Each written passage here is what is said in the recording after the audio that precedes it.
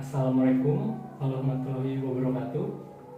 Shalom, Om Swastiastu, Namo Buddhaya, Salam Kebajikan, Salam Sejahtera bagi kita semua.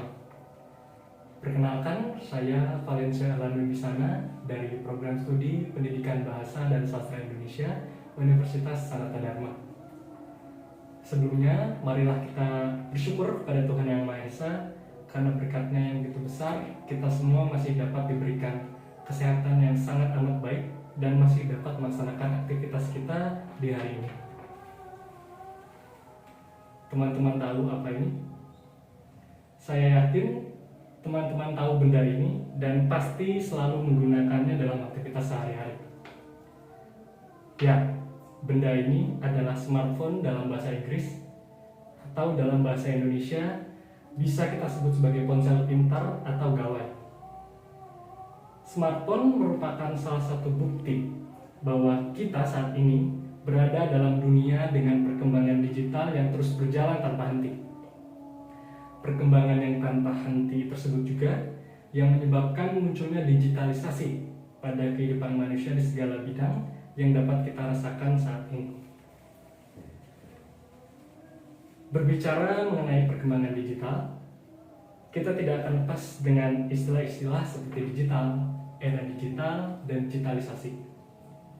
Maka dari itu, kita perlu mengetahui terlebih dahulu tentang pengertian dari digital, era digital, dan digitalisasi.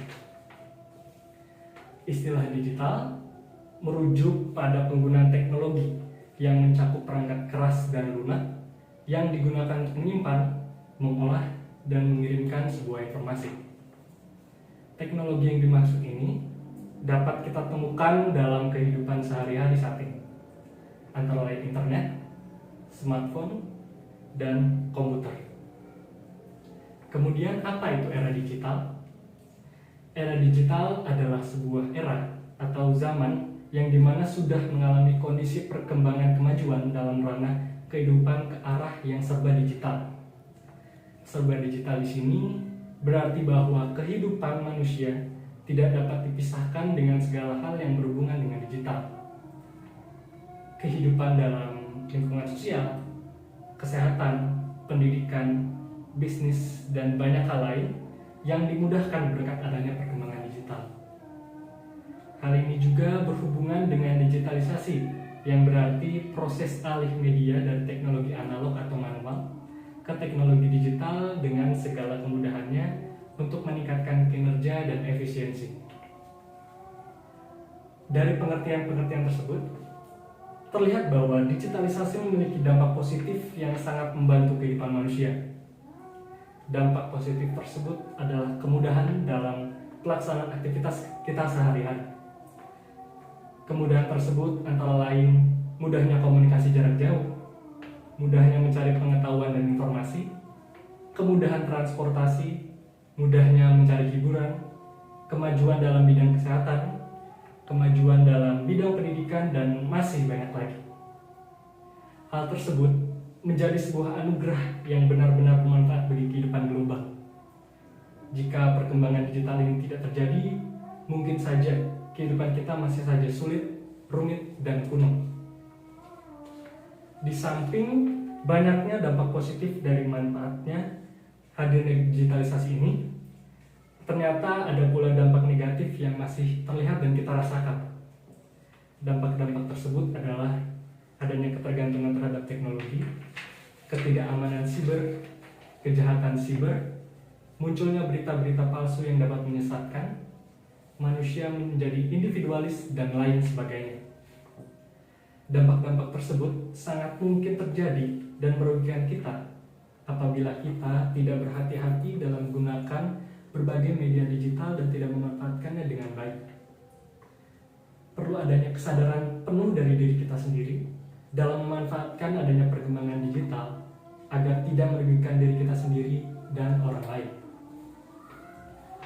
Bagaimana seharusnya pemanfaatan perkembangan digital yang seharusnya dapat kita lakukan?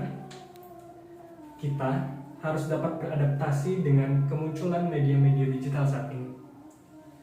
Perkembangan yang kita rasakan saat ini adalah hal baru dalam hidup kita, yang pastinya belum pernah kita rasakan sebelumnya.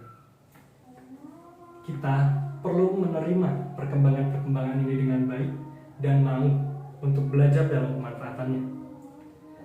Kita perlu untuk mengasah dan memiliki pengetahuan yang luas mengenai keterampilan-keterampilan dalam menggunakan media digital.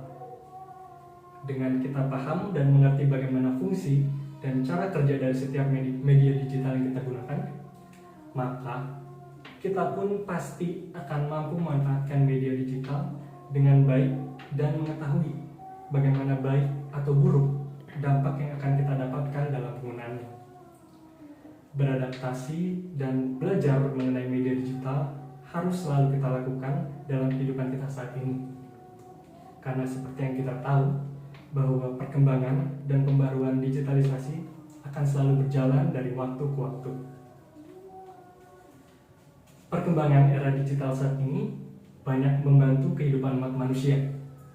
Kita seakan tidak perlu mengeluarkan tenaga lebih dalam melakukan aktivitas kita berkat hadirnya teknologi digital. Namun, dari apa yang kita bahas tadi, di samping banyak aspek digital yang membantu kehidupan manusia, ada pula dampak negatif dari hadirnya era digital. Dampak-dampak tersebut dapat hadir karena kita sendiri tidak dapat memanfaatkan segala kemudahan tersebut dengan baik. Kita seringkali menggunakan media-media digital hanya untuk kepentingan kita sendiri, sehingga seringkali melupakan dampak yang akan kita dan orang lain dapatkan dari apa yang telah kita lakukan dengannya. Maka dari itu, pengetahuan mengenai pemanfaatan media digital dalam kehidupan saat ini perlu kita ketahui dan kita kuasai agar kita dapat menggunakan setiap media digital dengan sebaik-baiknya. Sekian pidato mengenai hidup dalam era digital.